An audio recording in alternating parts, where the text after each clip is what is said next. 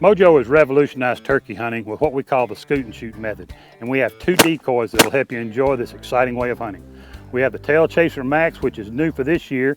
It's got a photorealistic head on a enlarged fan. It's a synthetic fan that fits right onto your gun barrel.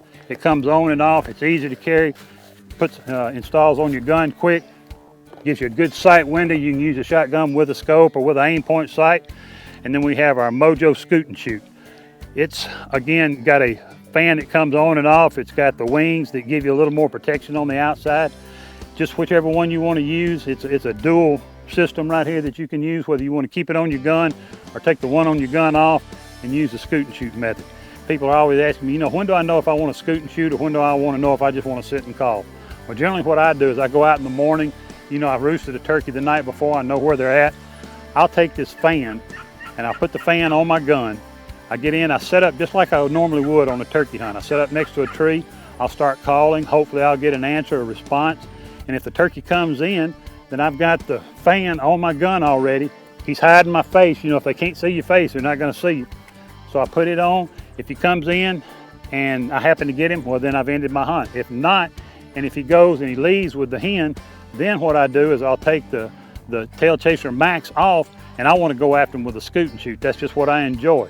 Now what you do is, in the optimum situation to me, if you'll look behind us, we've got a gobbler decoy and a hen decoy simulating what I would look for in a perfect scoot and shoot hunt. We don't like doing this in real close woods. You want to make sure you know the area that you're hunting in. You want to make sure that people aren't around you.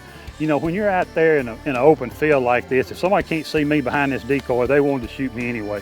So it's very safe as far as that goes. They're not going to accidentally mistake you for a turkey out there. But when you get in thick woods, there's always that possibility. So I don't use the scoot and shoot method in thick woods, other than just sitting up next to a tree with my Tail Chaser Max. What I look for again is a gobbler or two out in the field with a hen, maybe two hens, with his harem, and I look for him and I try to go directly to him. And I go in just a steady method. I'll get in behind the MOJO Scoot and Shoot, or if you want the Tail Chaser Max, and you start crawling to him. You get tucked in behind it, and you crawl and you crawl and you just go with it. You don't have to go super fast, but you want to be steady. You don't want that turkey to have time to think, well, that son of a gun is going, starting, stopping, coming, going. You don't want him to have time to think about anything except that there's another gobbler trying to get his hen. You go straight to him, and at some point you'll notice that turkey really starts paying attention to him or to you, and you're starting to encroach on his territory. And at that point you want to stop and get ready for the shot. When he starts coming, he'll get into an area when you encroach on his territory to a point that he's going to run and attack you or put a good bluff on. And I've shot him literally inches from the end of my gun barrel. But that's the perfect scenario for a scoot and shoot style hunting, and we have two of the best decoys on the market. This scoot and shoot style of hunting is the most aggressive and exciting type of turkey hunting that you've ever experienced.